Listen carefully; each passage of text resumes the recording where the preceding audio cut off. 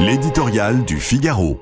Sur l'immigration, la France, passager clandestin de l'Europe, l'éditorial par Yves Tréhard. Souvent, l'Europe est sur le banc des accusés, à juste titre. Ses réglementations tatillonnent et ses normes superfétatoires sont un enfer.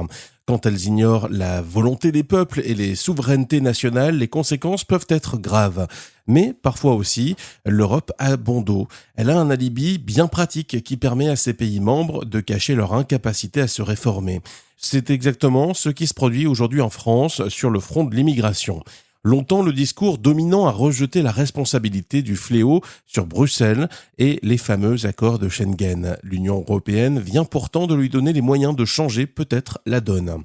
Paris dispose encore de quelques jours pour traduire dans son arsenal législatif le pacte sur la migration et l'asile adopté par les 27 en 2024. Celui-ci prévoit notamment la création de centres situés hors de l'Union. Les migrants illégaux y seraient pris en charge avant d'être renvoyés chez eux. Moyennant finance, le Rwanda, l'Arménie, l'Ouganda, l'Albanie et d'autres pays sont candidats. De Berlin à Copenhague, en passant par Rome, la plupart de nos partenaires y sont favorables. Emmanuel Macron est quant à lui sceptique et faute de majorité à l'Assemblée nationale, la France pourrait rester hors jeu.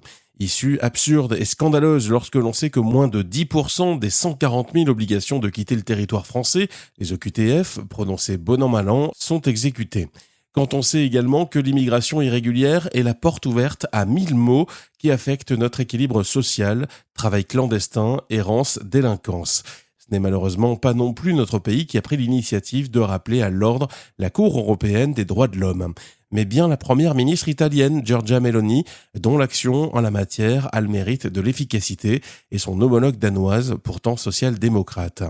Il était urgent de dire aux juges de la CEDH que la souveraineté oblige chaque État à contrôler l'entrée, le séjour et l'éloignement des ressortissants étrangers.